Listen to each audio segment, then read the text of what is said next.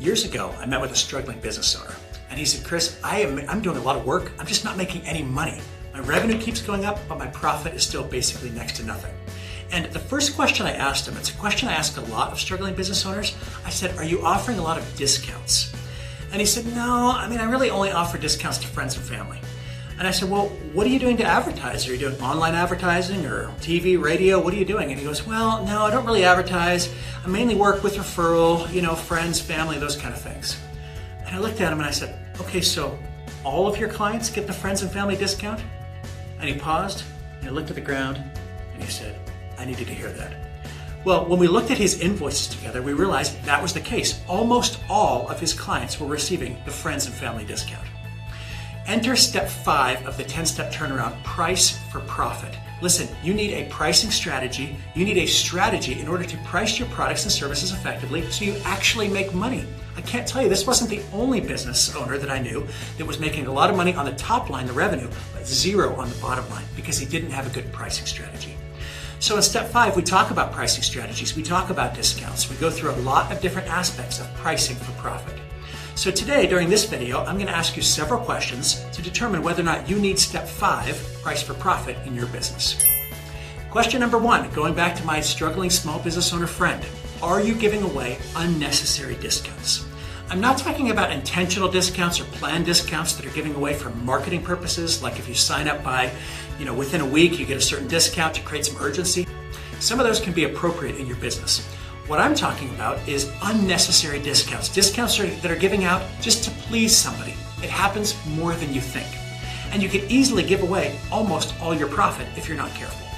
For example, let's say a business is making $1 million top line revenue, but they have $900,000 of expenses. So their net income is $100,000. Now let's say that same business had a 10% discount for everyone. Everyone gets 10% off because the owner loves to please people. How much of the profit would that owner be giving away? 100% of it.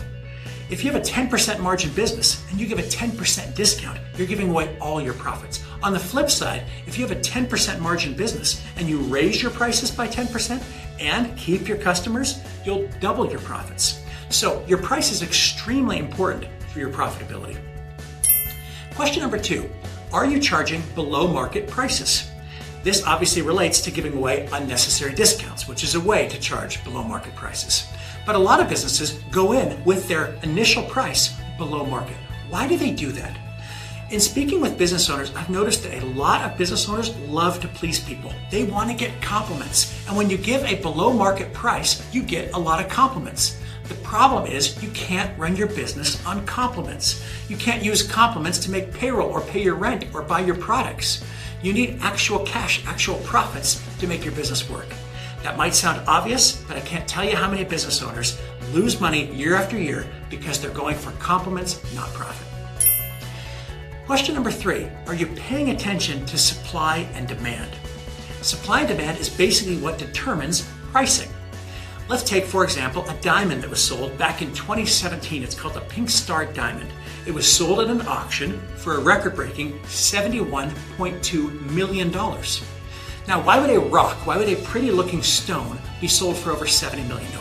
Because of supply and demand. There's a lot of demand for a beautiful, large diamond. There's very low supply. In fact, for this vivid pink diamond, there was only one in the entire world.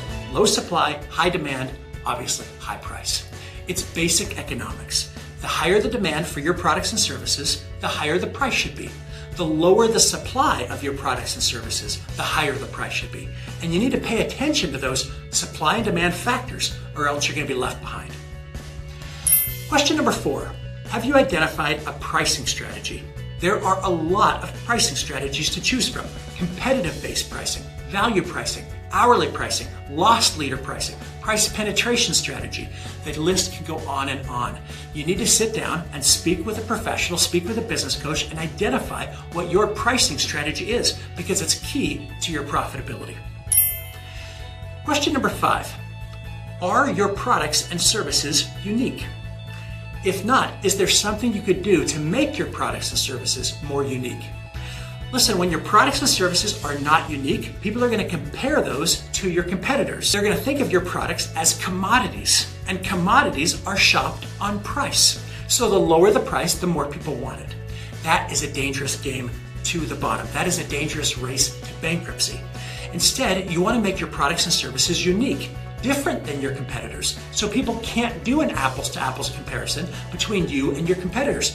Therefore, they can't base their decision on price. They have to base it on other factors such as the value and quality that you provide. Question number 6, have you established minimum prices for your products and services? Many years ago, I dropped my car off at an auto repair shop. And my problem, I needed an oil change, but I also needed a repair on my headlight. And when I went to pick up the car again, he'd done the oil change and he'd also repaired the headlight. And he said, Chris, I replaced it and I'm just gonna charge you $10. And I said, $10? He goes, well, yeah, I mean, that's the cost of the bulb. I didn't mark it up. I didn't charge you labor. You know, it was easy. It only took me like 15 or 20 minutes. And I thought to myself, this business isn't gonna last long.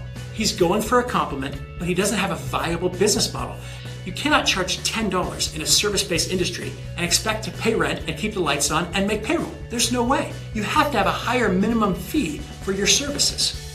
Well, sure enough, a few years later, that auto repair shop went out of business.